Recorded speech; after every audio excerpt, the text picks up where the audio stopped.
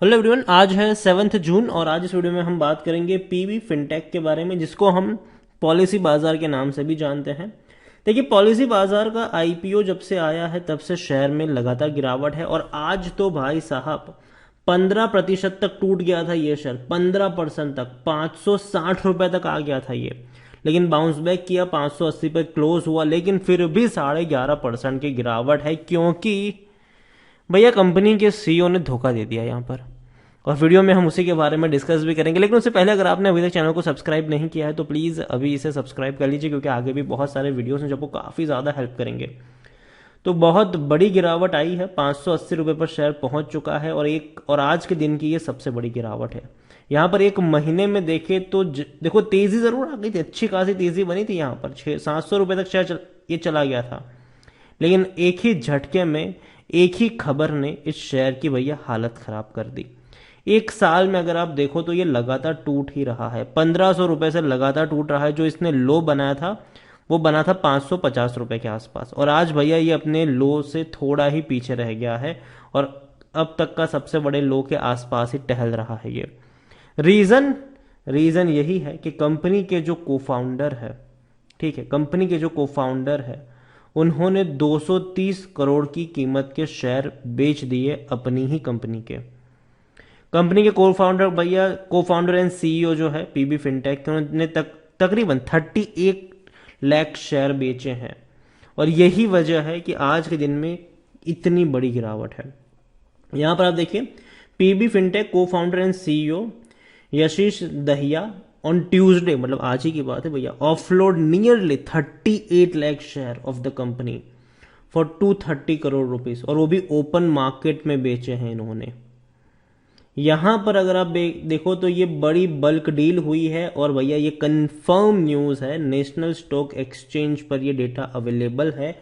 उन्होंने तकरीबन बेचे हैं शेयर 37,69,471 शेयर बेचे हैं पीबी फिनटेक के, और जो एवरेज प्राइस है वो 610 रुपए की है, और 230 करोड़ रुपए अपनी जेब में डाल दिए, और जिसकी वजह से आज पॉलिसी बाजार के निवेशकों को भैया बहुत बहुत बहुत नुकसान झेलना पड़ा है। यहां पर अगर आप बात करने जाओ तो देखो, पहली चीज है कि कंपनी के जो सीईओ है उन्होंने तकरीबन 0.8%, मतलब 0.80% की जो हिस्सेदारी है वो यहां पर बेची है।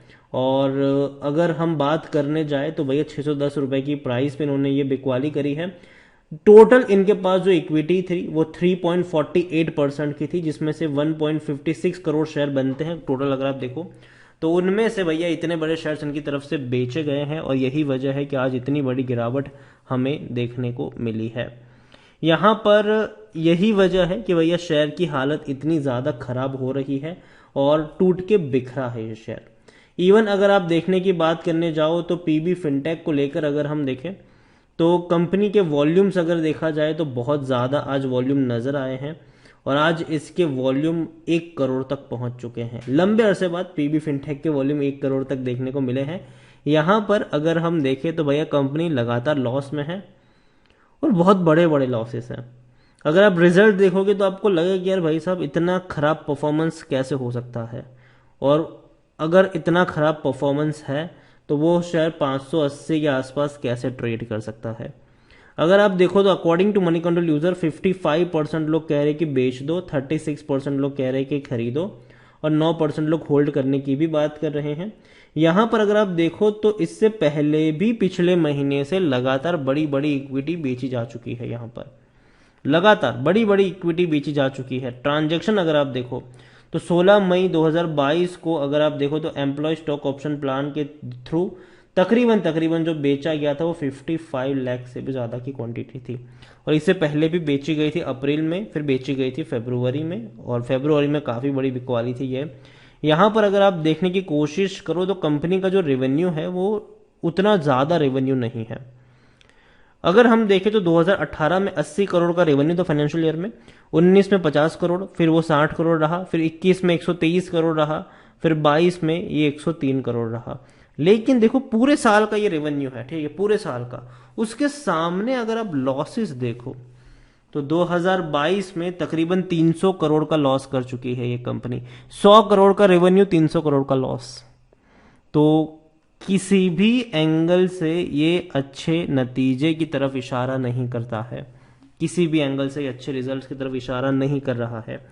पॉलिसी बाजार को लेकर देखें तो खरीदारी करने का ये सही मौका है कि कहना है टिकर टैप का, मेरा कतई नहीं है ये। 86% एनालिस्ट कहते हैं खरीदारी करो, अकॉर्डिंग टू टिकर टैप मैं नहीं कहूंगा। होल्डिंग्स की अगर हम बात करने जाए तो अब तो भैया होल्डिंग्स में काफ़ी बड़े चेंजेस आपको देखने को मिल सकते हैं जब नेक्स्ट डेटा अपडेट होगा। प्रमोटर कोई है ही नहीं बहुत बड़ा प्रमोटर। देखो यहाँ पर जो भी स्टार्टअप्स में आपको प्रमोटर देखने को मिलेंगे ही नहीं।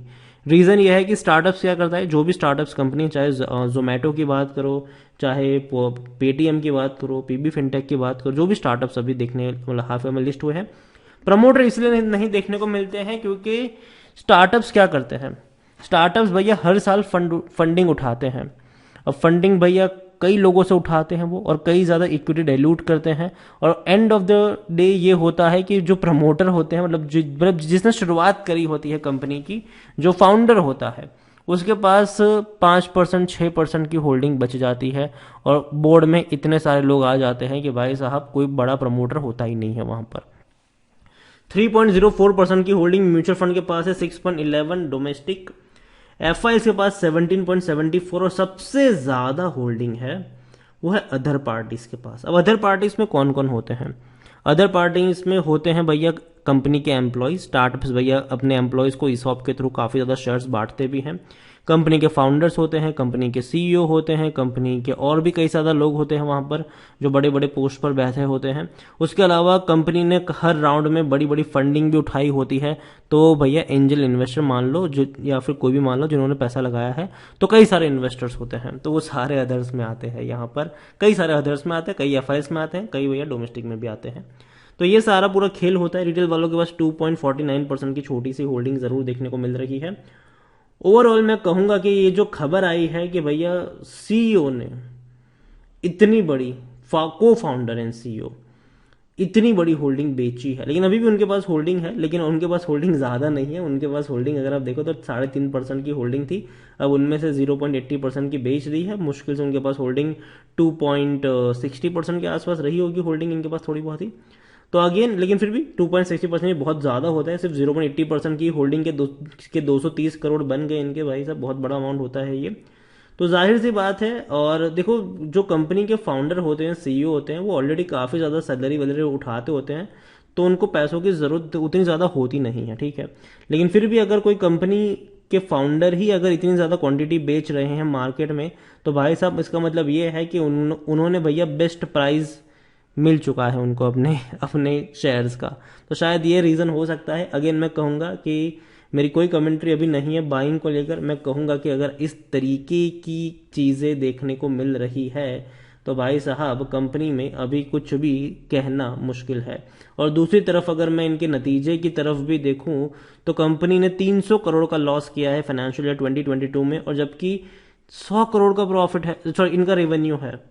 100 करोड़ के रेवेन्यू कमाने के चक्कर में कंपनी ने 300 करोड़ रुपए गंवाए हैं। तो भाई साहब कुछ तो सही नहीं हो रहा है यहाँ पर। ओवरऑल इतना ही कहूंगा पीबी फिनटेक को लेकर कि अभी के लिए अवॉइड करें, और स्टार्टअप्स के अच्छे दिन नहीं चल रहे हैं। खास करके स्टॉक मार्केट में फंडिंग अच्छी खासी जरूर मिल रही है, लेकिन स्टॉक मार्केट के लिए अच्छे दिन नहीं है उनके। वीडियो को यहीं पे एंड करूंगा। पसंद आया हो तो लाइक करें, शेयर करें। चैनल पर अगर पहली बार आए हैं तो प्लीज सब्सक्राइब करें। और पीबी फिनटेक यानी कि पॉलिसी बाजार के बारे में आप क्या सोचते हैं वो भी आप मुझे कमेंट में लिखकर बता सकते हैं। Thank you.